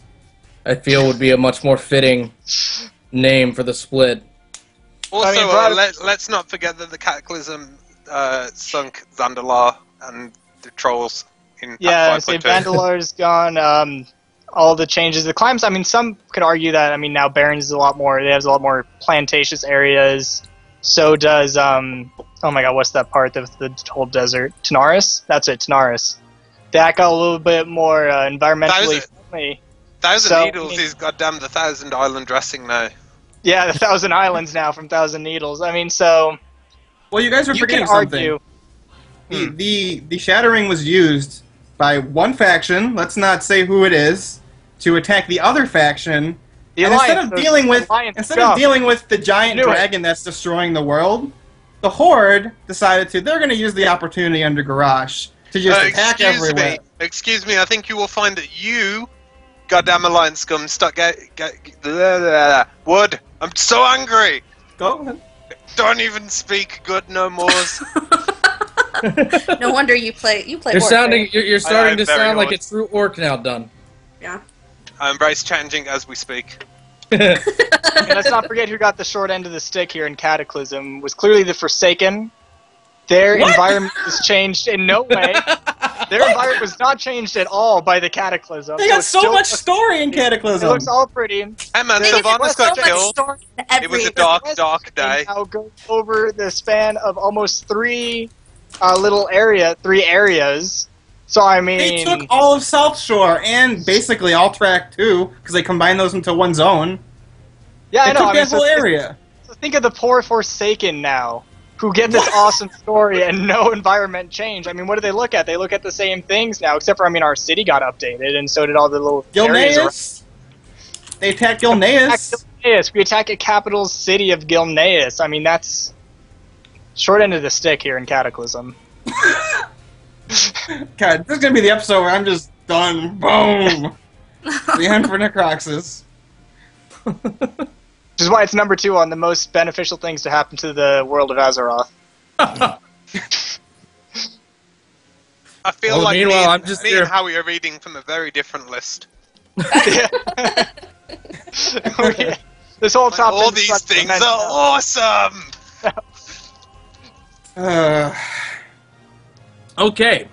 Well, Before we go on, I've noticed like the YouTube chat seems to be more like neutral, so we'll call them Alliance, because all the Alliance heroes are neutral, and the IRC, as always, is very Look, Horde they have to dominant. be neutral. Blizzard has to make them that way, otherwise they destroy the Horde. So it's okay. They can be neutral in the chat room. Hey man, we've got Goel, savior of the world. No, he's Melfire neutral. can go solo No, he's Orgrimmar not. if you He's want not. to. Yes. He still says, "Hello, friend. Do you come to serve the Horde?" He's for the Horde. Still He says knows it that to the this Horde day. is a family. That's and just a he's the father typo. of that It's family. just a It's typo. voice acted. Wait, Jan, are you arguing Thrall's neutral? Yes. No, don't argue that point. It's not a good point to argue. Don't argue that point. The Alliance loves Thrall. Don't Everyone argue. loves Thrall. The I Alliance hope loves that bastard dies in 5.4. Howie. Wow, you You just will got find- so Brooklyn, Necro. I think you will I'm find from Chicago. preferred Goel. Oh no, he didn't. What's on the list next? I don't even. What are we doing? What could possibly be on the What are we next doing one? with our lives? Before What we could get possibly to be number 1? well, no, we'll go ahead. Let's do it. Fuck it. Number 1, the most destructive event in the history of Azeroth is the Sundering. Oh shit, I was close. I thought it was the Sunken Temple. I thought it was that, guys. I'm sorry. I messed up. Actually, Howie, to be fair, the Sunken Temple is related to the Sundering, I think. Isn't that when it sunk? Isn't that the thing? Is it? I Or was that don't know. something- That's how it happened now. I don't How know we if make a that's- video, yeah. make it true. Okay, so the Sundering, of course, once again, going back to my previous thing, the betrayal of Deathwing happened approximately 10,000 years ago during the War of the Ancients. And basically what happened is at the end of the War of the Ancients, the Well of Eternity blew up. And when the Well of Eternity blew up, it released so much magical energy that it literally just blew a hole into Azeroth. And on top of that, back during this time, Azeroth was more or less one single continent. Now, of course, there are 4 main continents of Pandaria, Northrend, the Eastern Kingdoms, and, of course, Kalimdor. But they all used to be kind of together and conjoined, and now there are 4 separate continents because of the Sundering, which is when the Well of Eternity blew up. Changed everything, just changed the face of Azeroth, sort of a little bit like the Sundering did, however, or a little bit like the Shattering did, but just on a magnitude so much greater. It literally created and destroyed, entire continents, not just a few little islands or flooding Thousand Needles. It literally created and I guess changed the face of Azeroth into what it is today, more or less. So, that is the most destructive event in the history of Azeroth would be the Sundering. So, if Rioris will send us to our last little slide here, make them all green. Going back down the list, number 10, Angrathar, the Wrathgate. Number 9, the Nexus Wars. Number 8, the Betrayal of Deathwing. Number 7, the Destruction of Theramore. Number 6, the Dead Scar and the loss of Silvermoon, or at least a part of Silvermoon. Number 5, the Fall of Lordaeron. Number 4, the Opening of the Dark Portal. Number 3, the Destruction of the World Tree. Number 2, the Shattering. And of course, number 1, the Sundering. Key events that did not make it on the list but came very close were the explosion of Karazhan, the Troll Wars and the destruction of Dalaran during the Third War. So there's that. I would like to point out, however, that number 1 and number 2, the Sundering and the Shattering, there is a damn near 20-point difference in votes, like the vote count between those. So like the end-all point count average for the destruction of the World Tree was 43, and the Shattering was 61, and the Sundering 67. The Shattering still needs to be higher. Oh. And of course, the split between number 4 for the Dark Portal had 40 points. After that, it gets really low, down into the lower 20s. So there's how the votes broke down. Let us know if you liked this whole top 10 bit, and if you would like us to keep doing it, we will. Because why not? And if you don't want us to keep doing it, we still will, because it's a good use of time. It is a good use of time, and it's honestly, I enjoy it quite a bit. I don't know. Let's have a little round table discussion before we go on this last break and get back to the Q&A. Yes or no? Yes. Yes. Yes. Also, Yeah. I feel I've upset people in the YouTube chat because I said that orcs are a democracy. It's bound to It's a happen. thing. Hashtag that. Don't do it. Hashtag done is wrong. Did they do that when I fired you? Something like Yes. It was they started calling you that. The Dunder the Dunder King, the Dun Dunder Hellscream. Garrosh Dun Scream. Yeah, Garrosh Dun Scream. It was a Dun Tater ship. Yeah. I It love was, how awesome. for those who missed it, you know the question that I read out that got Necro fired. Necro wrote that, and I made him do it like 20 minutes before we read it out. I was like, Necro, totally write a did. question. Yeah. Yeah, it was a joke, guys. All right, so So what that really happened?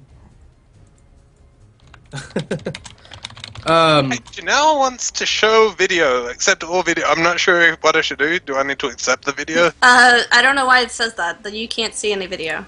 Oh, so I will decline the video. You see my hashtag? Hey, it's alright, blame yours. yeah, it's Rioris' fault.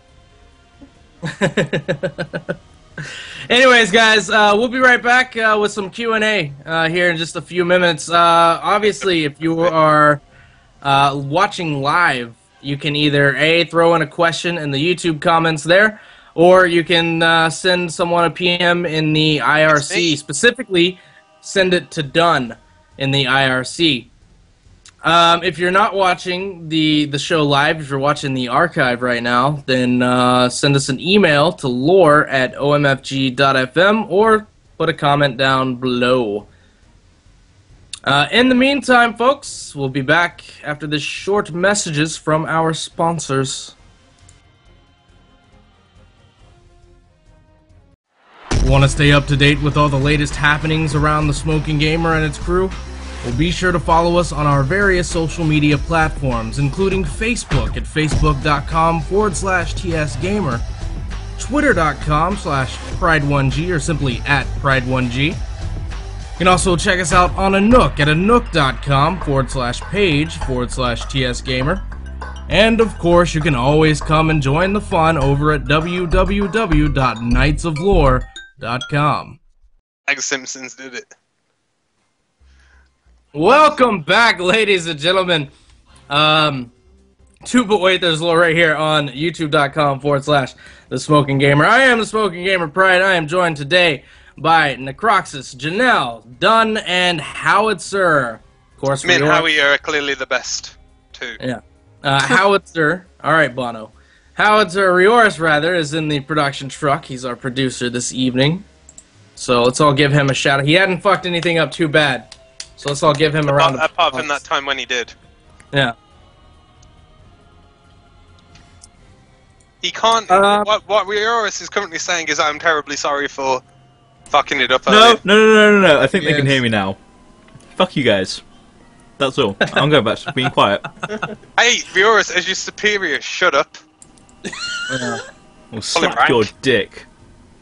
Alright, so with that said, we need to get into our Q&A because we've got 12 minutes.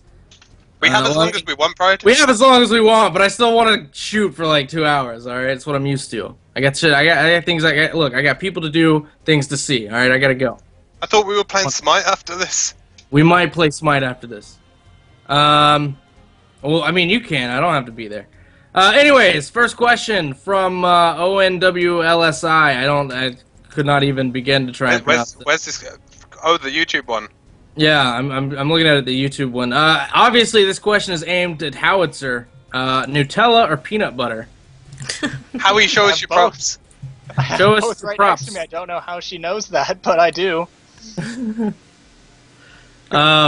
So yeah, we have I guess both is your answer. I have both literally right next to me, and I was putting both on crackers and eating it before the show. So, Well, maybe she's stalking you. my window is open. Well, there you go. Yeah. Get in there, Howie. Done. Do we have anything on the IRC yet? We have plenty on the IRC. We've been Oh, having God, stuff it's good, on the it's good. IRC since like 3 hours before the show began. Well then. Well, I'm not even gonna bother opening the emails today. We don't have that many. I'll send you one to make you feel better. Let's see. What should we start with? Vandalia, my first question for Season 6. You guys said there would be MP3 available for the audio crowd to download. I just wondered if there would be MP4 for download too now you guys are on video. Okay. We can... Alright, let's talk about that real quick. Because we didn't really even kind of talk about this subscription stuff today. Okay, so if you go to www.knightsoflore.com, Rioris, can you open up a like a screen or something so that I can kind of... Can you open up the desktop, perhaps? I don't know if you were prepared for that or not. Feel free to come onto the show. You're not prepared for this, okay? I am not prepared. How long will it take you to get prepared? Should I go on to the next one? No. Let's get this I'm nearly there. They're going to see a bit of a black screen for a second. That's okay. Oh No, god, the puppy. squares! What is going on? We're setting up Okay. the thing to do the thing. Okay, so if you go to knightsoflore.com, www.knightsoflore.com, you see this, what skin are you using? Horde. Horde. Forte Horde. Okay. Just like you, Pride. Just like you. If you go to, there's the Knights of Lore logo, and then directly below that there's this red bar. If you're using the Alliance skin, it's a blue bar, but you'll see this button that says subscribe. You can click on that. Brings up a deal, tells you about it. You get $1. It's $1.99 a month. And basically what you get is you get access to a forum specifically for the subscribers. You get a name color on the forum, which is green. And you get to download the MP3s of every single episode we have ever done in the history of the show, which is something almost up to 200 episodes now. Does that include Diablo? Yes. Yes, get the Diablo downloads. Best show. And I do apologize if you can hear the crying. There's a 2-year-old who apparently really, really wants some cookies right now. Hey man, I want cookies. Yeah, I know. Yeah, you just promised me cookies. Yeah, you did actually. They're my fucking cookies. Look, listen, if the little one can have cookies, then no one gets cookies. All right. That sounds reasonable. But anyways, if you go to this page, all you got to do, you can you get the MP3s from every single show. And now that it was brought to my attention, we will look into the MP4s. That's not terrible of an idea. Rioris, how do you feel about uploading the MP4? I feel like more work, but But I guess I'm gonna have to do it anyway. If I give you 5%, you'll do it, right? Fuck yeah! All Money. right. You know how marginally small 5% of $1.99 is in Shut a up! superior Money! currency? This is how China works, Dun. Shut up. I want something. No, Rioris, literally, it would cost you more to transfer it off PayPal to your bank account with the exchange rate than there is money that you'd be receiving. So I'll leave it on PayPal. Yeah. Okay, so in 9 years you might be able Fine, what to are you buy doing? like Dawn of the Aspects 5. What? Fine, I won't upload the MP4s. Don, you've Look, that taken the would be- MP4s away from the viewers. Rioris, I didn't say you couldn't do it. No, no, I no, just said I'm the not amount of doing it. money you're being You offered have is pointed out that I shouldn't do it, so I'm not going to do it Why now. are you It's now all your helping fault. him? What? Jesus, it would be 10 cents. It's not that bad. Yeah, but 10 anyways, cents in English is nothing. the reason you may want to do this is because, you know, we did drop quite a few monies to do this whole video aspect stuff, and we actually paid for that with the subscriptions from last season. Quite a bit of it was covered with you know, subscriber rates from last season. So last season was actually a hell of a lot more expensive. It was $5 a month or $20 for the whole season. Now what we have is it's just $1.99 a month, and it's automatic. It takes it out the same day. So you're only losing about $2 a month. And as soon as the season ends, all I got to do is press a button and it stops charging. So For the record, if you have subscribed and you're not getting the content, contact Dolk1 on the forum. Yes. He's in charge of doing that. Book 1 on the forum, he is in charge of the subscribers and subscriber content. So, Dolk 1 on the forums if you're having trouble. You do have to be registered to the forums, however, to do it, so if that's something you want to do, and obviously you do not have to. Subscribers don't get anything that non-subscribers don't. Outside of, they get to look at things beforehand, like if we have an idea of something that we want to put on the show, they'll get to look at it and tell us what they think. I mean, outside of that, though, they don't get anything that you don't in terms of actual content on the show. So keep that in mind, and it's always awesome to have your support and whatnot. So we thank you in advance, obviously, but we're not going to hold it against you if you don't subscribe. We know that. And buy a t-shirt. I will personally hold it against you if you don't. That's true. There you go. There are Bueda's Lore t-shirts available. Printnonblack.co.uk. UK, which is Don's own private sweatshop. Yes. All right, so we need to get into More some questions? questions. So, Don, what do you got for us? Okay. From Lordaeron, this is the final, not really related to lore, but related to everything that we do question that I've got. Dun, can you and the other guys make some videos where you play StarCraft 1? And I said maybe, because I do not have StarCraft 1. But this gives us advantage to talk about that thing that we're doing that everyone should watch on YouTube. I have StarCraft 1. Well, that is not the thing that we're doing on YouTube. You can see it right there. This little USB stick that's James E. Rayner's dog tags has sent to me by or got from the collector's edition from StarCraft 2. Has StarCraft 1 on him. And We're on Brutal, I assume. Yes. Well, I mean, if we're gonna do it, like, I'll buy it because it's not gonna be expensive. But the point I was using that to segue into. Yeah, I know what you're using it for. There is an inter-staff tournament going on that 4 of the 5 of us here are a part of, along with Tyranor and Snapple Monkey. It is a StarCraft 2 inter-staff tournament cup thing. We really haven't decided what we're going to call it. Dunn calls it a cup.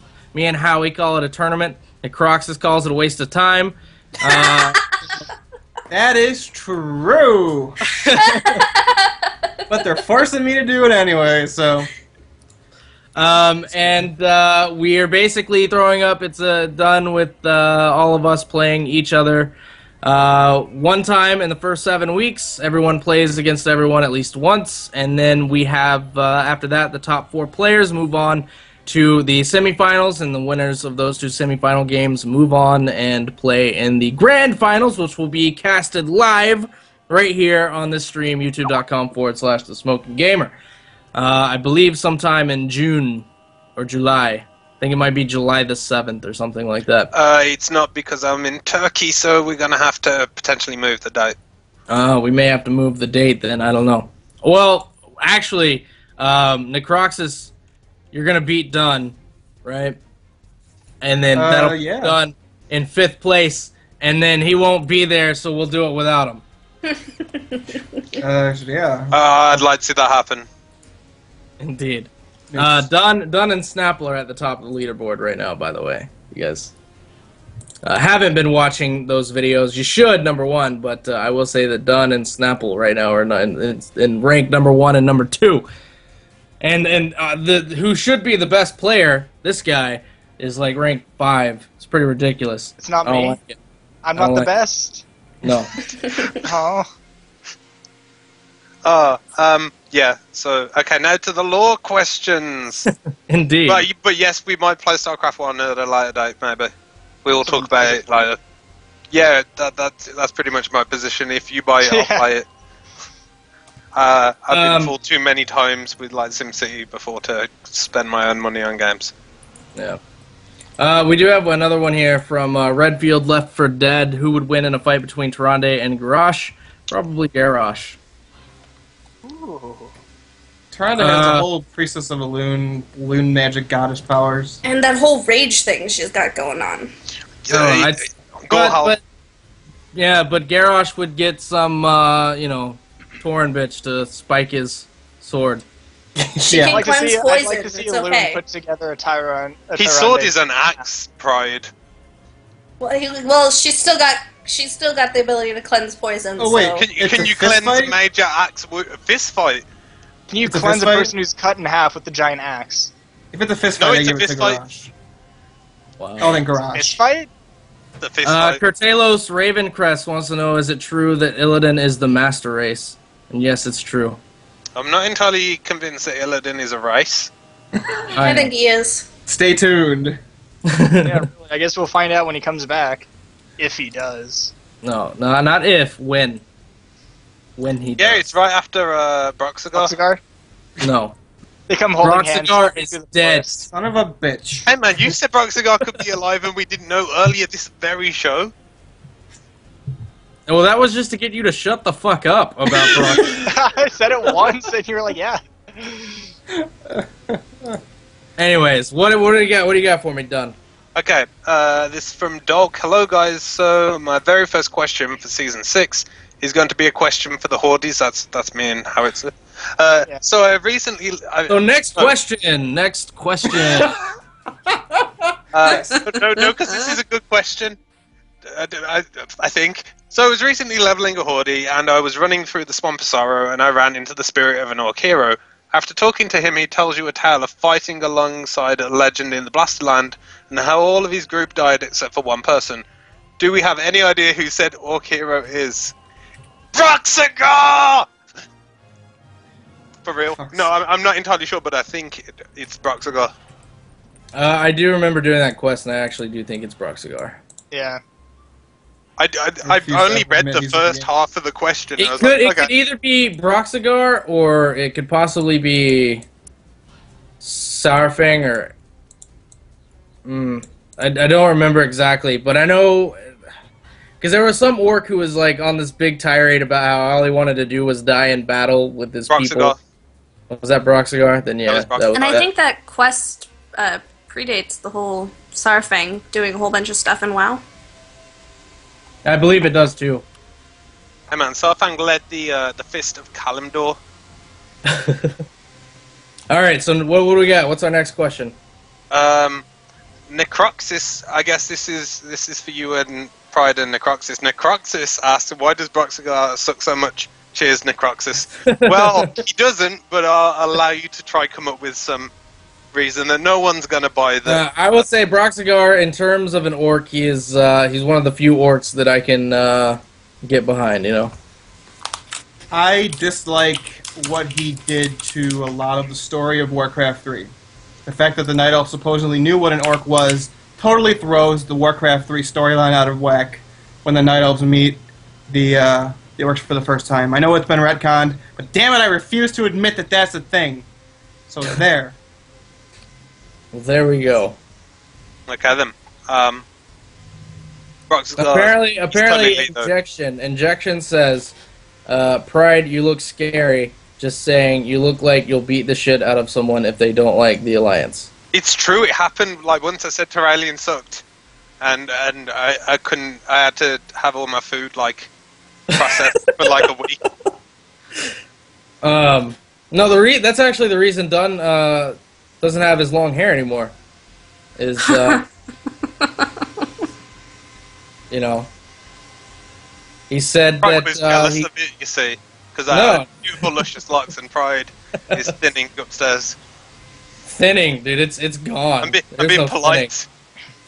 By the way, the name of the ghost, the fallen hero of the Horde, his name is Trebor. Yep. Just found it. Yeah. All right, I think we got Nothing time. good We got for time for one more question from the IRC. One more question from the IRC.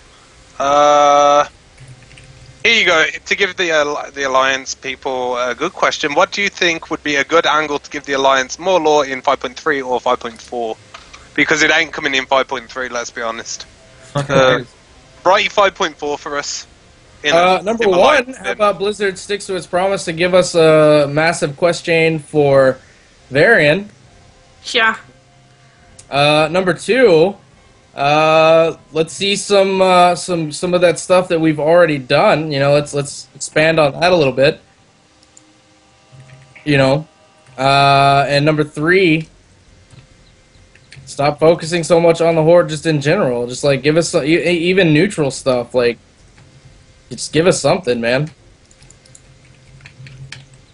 So there's that. I mean, that's a couple of different options there. Or hell, do something with the Council of Three Hammers. Like, do They are something. kind of. But they're doing You a also little just bit. put the Alliance out of their misery and just kill them all off. We could No. just kill off the Horde and then we wouldn't have to worry about the favoritism. Nah, you'd still find something to complain about. We'd all be cool. Yeah. We'll change your banners to blue. Actually, we'll change God. them to black because you'd be dead. I'm okay with that because black I'd is rather it edgy be and black cool. than blue. Black is edgy and cool. Yeah, the God. kids all know it. The kids. Would you like me to pick up a pair of trip pants from Hot Topic while I'm at it? I bought so much shit at Hot Topic when I was in Florida. It's unbelievable. Oh, done. You need to get out of 2005. Fuck that shit. I like 2005. It was a simpler time. I had no responsibilities. Probably Oh, didn't man. smoke then, so my general standard Health. of living was better. Well, there you go. Anyways, that's going to do it here for us on the show. Before we go, though, I want to get a couple of comments from you guys here in the YouTubes and here on the IRC and whatnot on what you think about the new direction of the show, kind of a little bit more laid back. But I think we actually got more lore in this episode than really most of the episodes of Season 5, just because, you know, we did the sort of the different lists that we were able to do, some of the different ways that we can kind of portray the information and whatnot. I really feel like we got quite a bit of lore in here, and it was a little more casual, so it wasn't so like hardcore like a lot of our older shows have been, where we sit there and we will rant for an hour on a particular topic. And I think that gets a little dated, and I think it gets a little stale. So... But at the end of the day, you guys are the viewers, and you're the ones that kind of, in one way or another, direct the show. So we want to hear from you guys what you thought of the show and what you thought of the format, and what do you think we could do to make it better, or, you know, honestly, if you preferred it the old way, let us know that too. Doubtful that we'll change it, but we'd like to know. So basically what you're saying is you want to know which fans are wrong. I love this new format. Me too. Yeah. It gives me more work. I Yeah, say, can't- I like trademarked Kill Who did ask the last question that we answered. Says best idea yet. Cass seems happy with more now that there's like video as well. I was just as happy when we did audio. I mean, obviously you couldn't see it, but yeah, that was the thing. Yeah, no, I agree with that. I'm a lot happier because, you know, I get to do more stuff. The thing with Boethi's Lore is it was kind of just boring to do overall because there wasn't much involved in it. I think me and Riors today spent, you know, I got up at about 10:30 this morning, and the show didn't start until 6, so I had about 7.5 hours of doing nothing but preparing for the show. And, hold on a second. You didn't get to, you said I like the new format because I get to do new stuff. By which you mean telling viewers to do new stuff?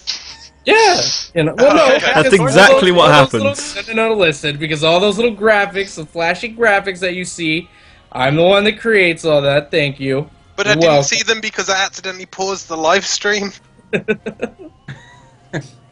no, overall, I think it's great. I love the new direction. Before we go out, 5.3 new announcements. 5.3 May 21st. 5.3. Thank you, Trademark Hill. See, like I said, bam. Yeah. Well, that's apparently MMO champion official now, maybe. Yeah. I do like what Snapple said about this. What did Snapple? He feels like my Sargeras lore was pretty informative and made the episode entirely worth it. I do feel like my Sargeras video is more lore than we ever cover. Yeah. In its own way. But yeah, I like it. I like the addition of Janelle to the show. I think she did a fantastic job. Oh, that reminds me, Janelle, someone in the YouTube comments like a while ago was all like, "Oh, this new chick's way better than Sarah." So, I thought you might like that. There you go. I can't remember who said it. It's somewhere down here. Thank you. Yeah, I saw that too. Indeed. We do plan on implementing some more new features as everything kind of goes on and whatnot. We were trying to do this in Season 5. We never really found a way. Now that Riors has taken over production, I'm going to make him find a way to accept live phone calls for the show. So, yeah, that was going to be a thing. Yeah, that was going to be a thing. We're still going to try and make that a thing. We'll see how it goes. In the meantime, though, guys, that's going to do it here for us this week on Boethi's Lore. Be sure to tune in next week. We'll have an announcement soon as to what the actual time for the show is going to be. We don't know quite yet. We're trying to work around a couple schedule differences and things of that nature. So we will let you know as the week progresses. In the meantime, see ya. Thanks for tuning in. Want to stay up to date with all the latest happenings around the Smoking Gamer and its crew? Well, be sure to follow us on our various social media platforms, including Facebook at facebook.com/TSGamer, twitter.com/Pride1G, or simply @Pride1G. You can also check us out on Anook at anook.com/page/TSGamer.